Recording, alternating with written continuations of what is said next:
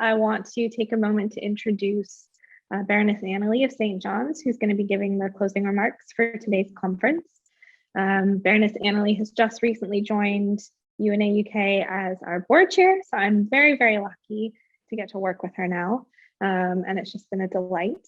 Baroness Anelay is a Conservative member of the House of Lords and chairs the International Relations and Defence Select Committee, and is also a member of the Joint Select Committee on National Security Strategy. Before going to the backbenches in 2017, she had been a shadow minister and then opposition chief whip before being appointed government chief whip in the coalition government from 2010 to 2014. Baroness Anelay was a Minister of State at the Foreign and Commonwealth Office from 2014 to 2017 and attended Cabinet from 2014 to 2016. Her responsibilities at the Foreign and Commonwealth Office included the United Nations, human rights, the Commonwealth, and the UK's overseas territories. She was the Prime Minister's Special Representative for the Prevention of Sexual Violence and Conflict Initiative from 2015 to 2017. So I know we are all very excited to hear her thoughts and her remarks and wrap up what has been a really wonderful event. Thank you all for joining. And Joyce, I will hand it over to you now. Marissa, thank you very much indeed. And I'm certainly looking forward to working with you at UNA UK. It's a great organisation. And indeed, I'd like to start, of course, by thanking RUSI and UNA UK for their hard work in organising today's conference. It is the important occasion when we reflect on and commemorate the service of UN peacekeepers. We pay tribute to those who have lost their lives or been injured while on duty to secure peace for all of us. And of course, pay tribute to those who serve today. They do so at a time of massive geopolitical risk and upheaval. This year's conference invited us to explore how the UK can enhance its contribution to UN peacekeeping operations. Civilian and uniformed personnel in peacekeeping missions support ceasefires, prevent and respond to violence, investigate human rights abuses, and help to build peace and development in so many conflict-affected countries. The Blue Helmets may join their national forces for a variety of reasons, but having taken on their national uniform in the expectation of defending their homeland against aggression, we ask them to do more. We ask them to defend peace for all of us wherever there is a peace to be kept, to operate in countries where peace is fragile and the danger to peacekeepers may be high. We ask them to follow the doctrine of the UN in their military action and in their personal behaviour. There is no doubt that lives are saved and changed by their presence. It was a privilege to witness that at first hand when I travelled overseas while I was the UK's Foreign Office Minister for the United Nations and met peacekeepers of all nationalities, including, of course, from the UK. I'd like to give today a couple of examples of the peacekeeping operations I visited and why I think they remain essential today.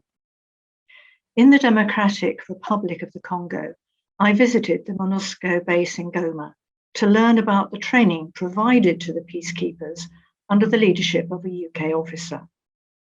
MONUSCO made it possible for me to travel by helicopter deep into North Kivu, where there was then and is now active conflict. I visited a community where a UK-funded project supported reconciliation and tolerance for sexual violence survivors by building community trust and cohesion. Last December, the UN Security Council extended MONUSCO's mandate to the end of this year, alongside its Force Intervention Brigade. The Council did invite the Secretariat to consider further reduction of MONUSCO's level of military deployment based on the many improvements they said were happening in the situation there. But at the same time, the Council expressed serious concern over increased attacks on humanitarian and medical personnel. So active conflict does persist in some regions, such as Ituri, North Kivu, and South Kivu. MONUSCO's presence in DRC is clearly still essential.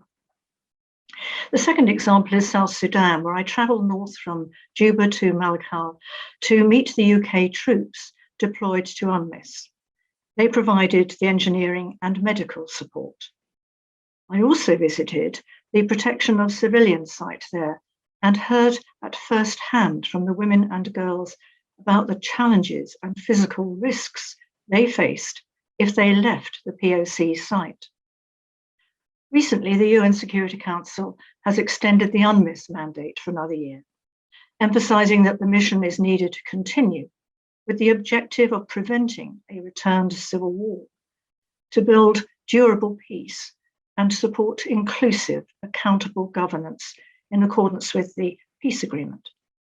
Some UK peacekeepers are still there assisting the delivery of this very wide mandate. Traditionally, however, the UK has been a budget contributor rather than a major troop contributor to UN peacekeeping. The UK has used its official development assistance to make a major contribution to the work of peace building, conflict prevention, investigating human rights abuses, and building development in afflicted countries.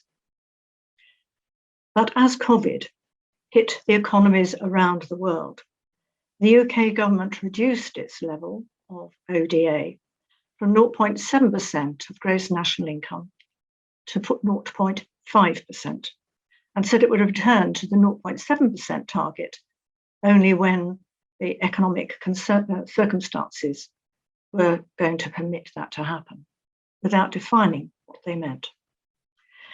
That cut was severely criticised by the committee I chair in the House of Lords, the International Relations and Defence Committee. On Monday this week, the UK Parliament's National Security Strategy took evidence from the government minister about the operation of the government's Conflict, Stability and Security Fund. And as Marissa's mentioned, I'm a member of that committee. The UK's annual subscription to UN peacekeeping operations is actually within that actual fund, the CSSF. But it is ring-fenced, it is therefore guaranteed at its current level. So why do I sound concerned? Because the fact is the overall budget for that fund has been cut by about 35% until 2025.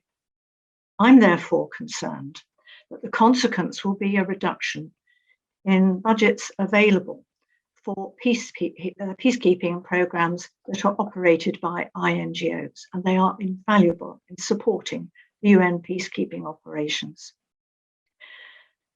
So against that background, what more, and indeed should, the UK be doing now to enhance its contribution to peacekeeping by the UN? Well, I've got three asks of my government. First, that the government should be more transparent about the conditions under which the level of UK ODA will be restored to the target of 0.7% of gross national income. International organisations and charities need to plan ahead to ensure that their humanitarian and peace-building programmes are delivered effectively and efficiently. Secondly, that the government should maintain and strengthen the UK's contribution to UN peacekeeping missions.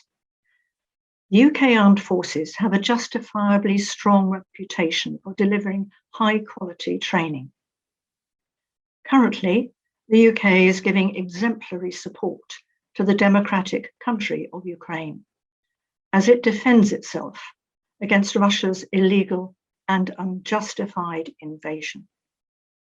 But it is vital that even in those appalling circumstances being suffered by Ukraine, we do not permit our own contribution to UN peacekeeping to drop down the agenda. And third and finally, the government should publish its conflict strategy. In Parliament, we did expect that that strategy would be published last week alongside the International Development Strategy. But there's no sign of it yet. We need to see it. I was encouraged by the UK statement at the Peacekeeping Ministerial last December that UK support continues to stretch across the range of CSDP priorities, funding projects to improve planning, performance and accountability, support women's participation, address safety challenges and improve protection for civilians to bring peace, stability and prosperity to those living amidst conflict. An excellent commitment. But the challenge I give now to the UK government is, please show me that you're going to make good on that commitment. We're all watching. Thank you, Marissa.